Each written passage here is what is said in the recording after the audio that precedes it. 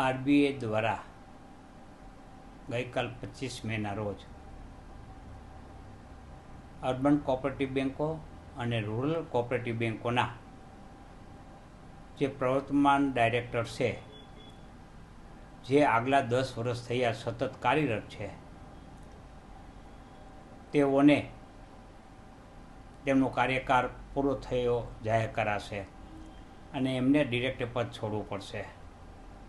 3 વર્ષ સુધી તેઓ બેંકમાં માત્ર ને માત્ર ગ્રાહક અને સભાસદ સિવાયના કોઈ હોદ્દા ઉપર રહી શકશે નહીં કે કોઈ લાભ મેળવી શકશે નહીં કે કર્મચારી તરીકે પણ રહી શકશે નહીં.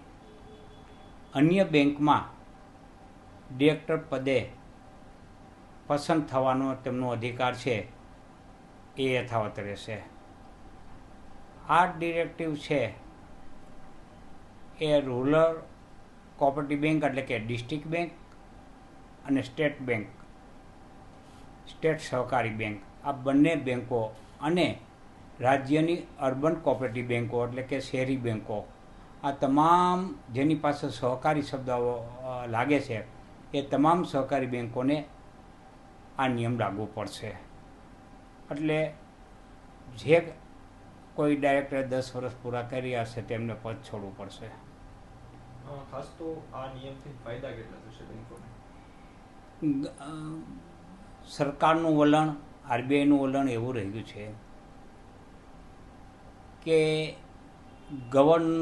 ગુડ ગવર્નન્સ અને કોર્પોરેટ ગવર્નન્સના સિદ્ધાંત અનુસાર બેંકનો વહીવટ સુચારુ બને એ માટે આ નિયમ છે. પ્રાઇવેટ બેંકોમાં આ નિયમ વર્ષો થયા છે, પરંતુ કોઓપરેટિવ બેંકોમાં 2021ની અંદર બેન્કિંગ રેગ્યુલેશન એક્ટ સુધારીને આ નિયમ દાખલ કરવામાં આવ્યો છે. એ કોર્પોરેટ ગવર્નન્સના સિદ્ધાંતોને અમલવારી માટે છે. એટલે સારી બાબત છે, બેંકનો વહીવટ છે સુચારુ બનશે.